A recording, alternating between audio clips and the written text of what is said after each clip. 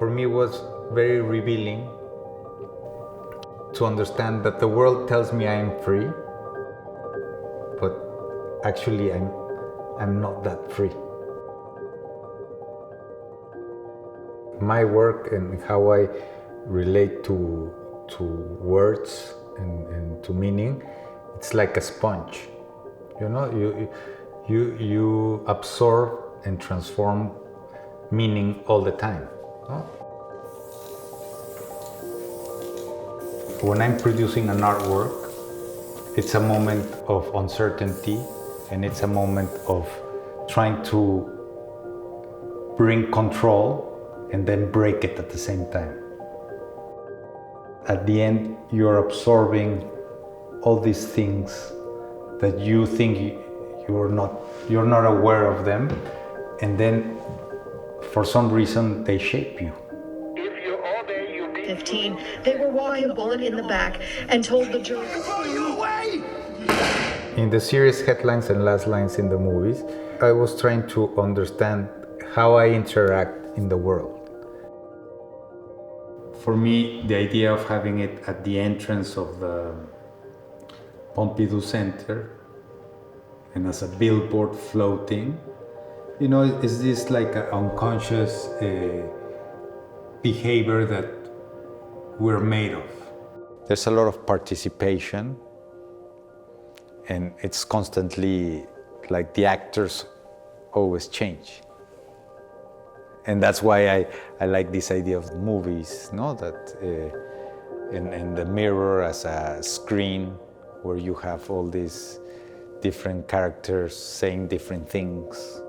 The scale of the piece I'm doing at the Pompidou has the same proportions of the Guernica of Picasso. Thinking of works that really represent our human condition through history, one pivotal piece was the Guernica, where Picasso really made a portrait of how dehumanized we can be. I was brought up with two parents who are archaeologists. So they were more interested in the past, in how things occurred. And I'm more interested in the present future, no? Like, what are we now? Not what were we 1,000 years ago.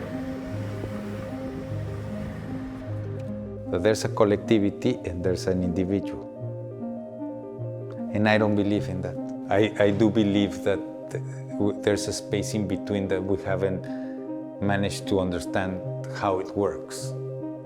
What I like about the rhythm of repetition is to distress meaning.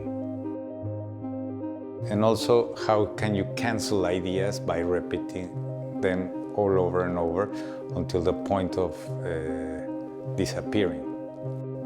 That way of distressing and accelerating creates another surface to things. It's very difficult to see this idea of the transformation, because that occurs in a way that you don't perceive it. And once you perceive it, it's static because it's already done. And maybe it's when you die that you really see a big transformation of being and not being. But in the meantime, I think transformation is very complicated to perceive it. The limit of my world is the limit of my language. So I think what you do with the material I'm putting in front of you, you do the other half.